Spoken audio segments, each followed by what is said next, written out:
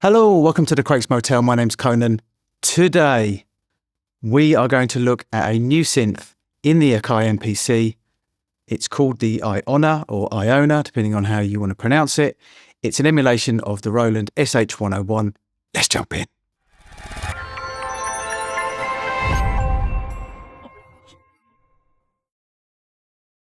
So I'm kind of going into this blind.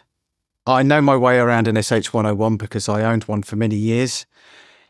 The idea of having an SH101 in the MPC is actually quite appealing to me. I do like to go off on one sometimes, and it's one of those synths. It's known for its sequencer, which I'll show you, and it's just good fun to play around with. Very simple synth. We'll go into the MPC, we'll run through the GUI very, very quickly. As you can see, it kind of looks like the SH101. They've modeled it on that, obviously. On the main screen, you have the modulator VCOs and source.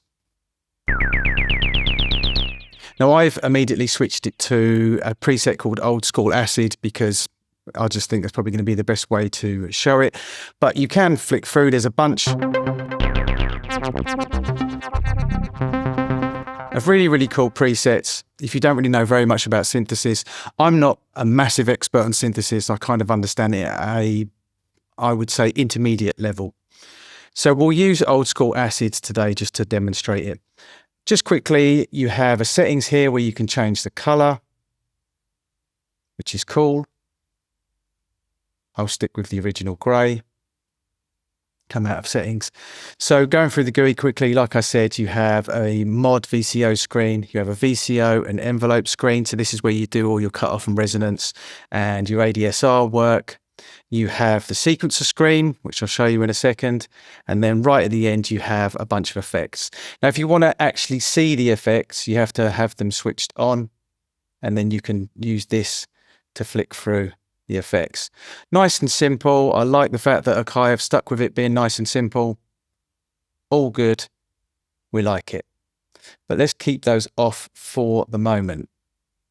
So going into the mod screen, again, I'm not going to go into too much detail on synthesis, how to use it, how to build sounds, etc. I would say to start with, if you're not an expert on synthesis, I would just stick with the presets and then just kind of play around with them a little bit. But in here, you can change things like the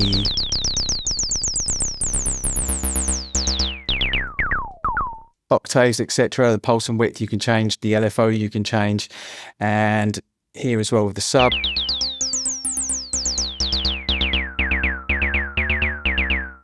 And if we go into the VCF, this is probably the screen which you're going to use the most if you're going to play around with sounds, to be honest.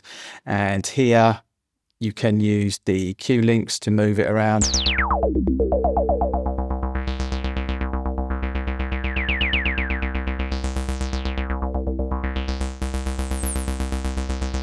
In here, you can use the ADSR.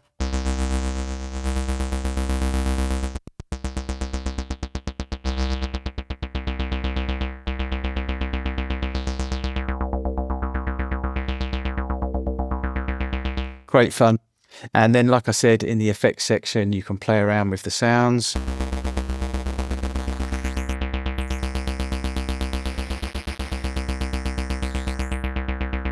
Let's turn that one off and put delay on.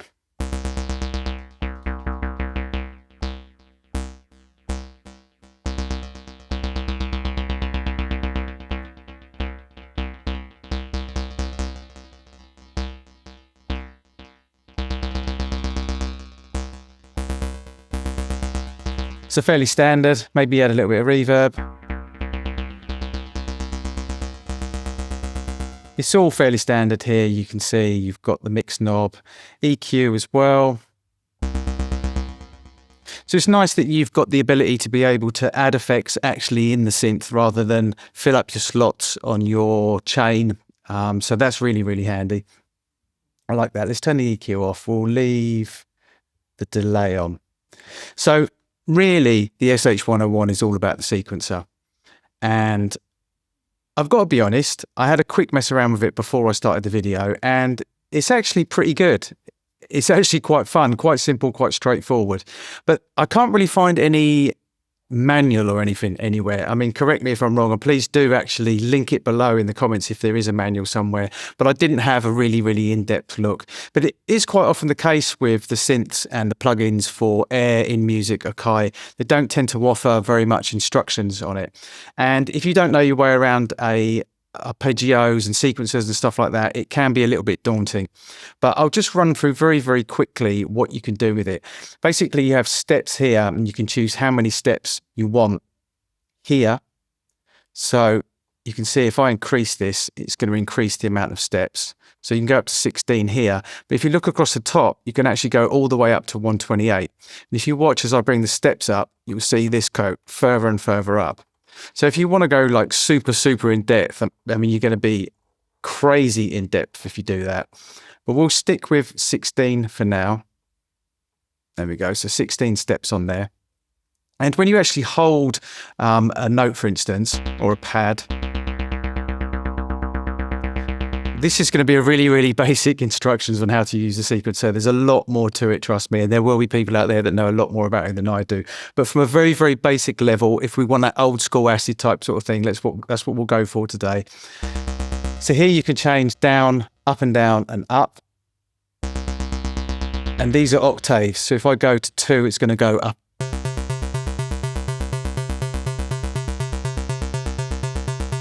At the moment, there's not an awful lot of difference because we haven't actually written in any steps, etc. Another thing you can do here is hold, which just means I don't have to keep my finger on the pad. So that's going to be easier. And then what I'm going to do is I'm just going to kind of really just add something completely random, which is kind of what we did with the 303 and the 101 back in the day when we were making, well, it was just called house then, but now people call it acid house or techno or the million other subgenres that there are of house music nowadays. But in those days, it was just called house. So what I'm going to do is I'm just very quickly going to just write a sequence in just by being mental. So what I'm doing here is I'm changing the notes of each note in the sequence. And if I put that on there and we'll play.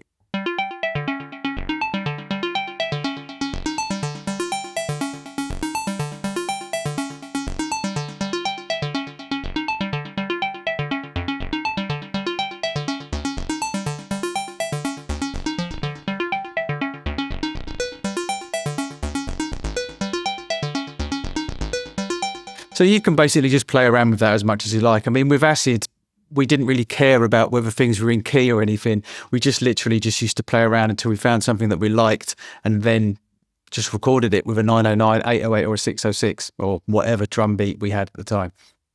So it's like I said, quite simple.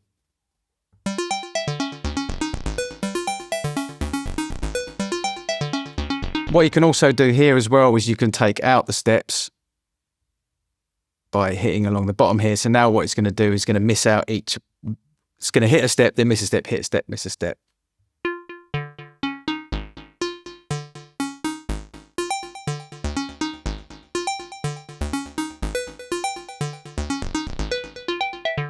Now, to be honest with you, like I said, there are people out there that know a lot more about step sequencing than I do, and a lot more about the sequencer in the SH101. But I can tell you, and this is, I would go as far as to say that this is fact. When we first started messing around with these kind of machines, the 303s and the 101s in the 80s, making house music, none of us really thought too much in depth about what each one of these notes was. We literally just played around until we found something we liked. But you obviously can go a lot more in depth, but that's just what I'm doing today. So before you shout at the screen and say that isn't in key or whatever, it wasn't. We just didn't do it like that. We just literally just played around.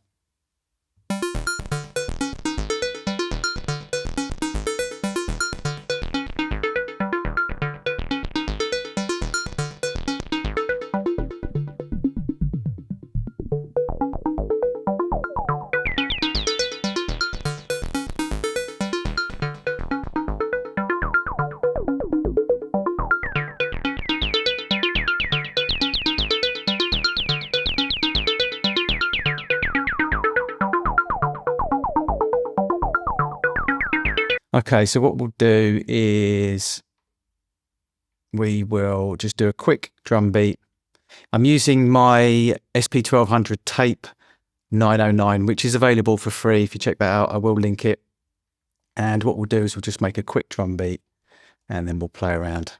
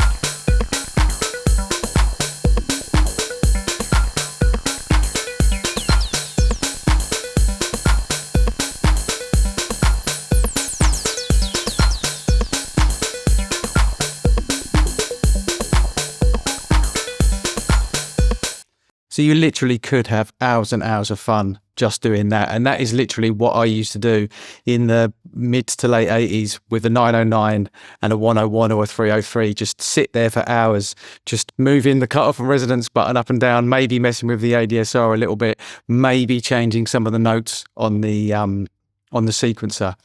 But hours and hours of fun. So to be honest, I could have gone into a lot more depth on that, but it's quite a simple, straightforward synth. What was appealing with the SH101 and the 303, I guess, to some point as well, was that it was simple, because most of us in the 80s, when this kind of thing was first happening, acid house was coming through, most of us weren't experts on synths. Most of us were DJs or had very limited experience in the studio. So it was easy to just hit play on a sequencer and then just put a drum beat over the top of it and just move things around. And suddenly people would hear it and think, oh, wow, that's really in depth. Those notes are all over the place. You must be an amazing musician. But to be honest with you, it was a bit of a lie, because literally all we were doing was just moving notes around on the sequencer and just hitting play. So you can have hours of fun with just doing that. But of course, you can go a lot more in depth. The reason why I didn't go a lot more in depth into it is because I'm no expert when it comes to synthesizers. But really, this was kind of a quick test, a quick review, a quick run through, and maybe a little bit of a breakdown on how the sequencer works. If you've got no idea at all, hopefully after watching this video, you've got a little bit more of an idea. Now, let's get into the meat of it, about my personal opinion on it. So subjective, warning, warning, warning. Subjectively, my personal opinion of this is I actually quite like it. I do like the Juno in the MPC. As a rule, I generally do like the synths in the MPC. They're pretty decent. And the idea of having a standalone, MPC with a synth built into it is just amazing for me, frankly. You know, when I think back to the days of when I had an MPC 60 or 3000, 2000, etc., to have a Juno or a 101 or a Moog or something like that built into the MPC, you didn't even dream of it. There was no point in dreaming of it because it didn't happen. If you wanted a Moog, you needed to have a Moog. If you wanted a 101, you needed to have a 101, etc. So having it built into the MPC, obviously for me, box ticked, amazing. Okay, we'll get into how it sounds. I think it sounds great. I haven't got a 101 to compare it to. I have got several 101 plugins which I've compared it to, and you know, it holds its own. It sounds, you know, synths like the 303 and the 101, and somebody might argue with me here, and that's fine. That's their opinion. We don't have to agree. But they're quite simple synths to emulate. There's not as much depth involved as if you're emulating something like ARP 2600 or a Mini Moog or you know, a CS80 or something like that. They're more simple, I guess, to get a sound that's in the ballpark for a 303 or a 101. So they've definitely got in the ballpark here. It sounds good. It gives you the vibe definitely of an SH101. I like the fact that it's pretty hands-on. You know, using the Q links on some of the synths is a bit of a pain for me, frankly.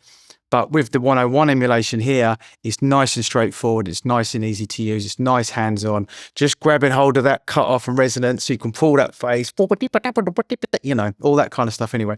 So yeah, I like the sound of it. Okay, now getting into the price. Personally, I mean, look, I'm just going to pull these up now in front of me because I couldn't remember them off by heart. At the moment, it's $59. The RRP is $149. So I'm not really going to give an opinion on it. $59 is, you know, I mean, let's compare it to the Roland Cloud. The Roland Cloud version at the moment is $49, and that is a decent emulation. The D16 Lush 2 version, which in my opinion is my favourite version of it, that's expensive. That's 169 euros. I don't know what that is in dollars. I think it's roughly around the same. So let's say $170 for the D16 Lush 2. The Togu Audio TAL Baseline 101 is $69 US. And if you go onto eBay and bought a Roland SH101, you're looking at between $1,500 and $2,000. So if you look at it in context, if you look at it relatively, $59 is not bad. And I would say Black Friday is probably going to go down to maybe $29. But that's just speculation. It's just a guess, but quite often they do. That's where I picked up the Juno last year. Was it last year? And the Mini Moog as well. I picked them up on Black Friday for $29.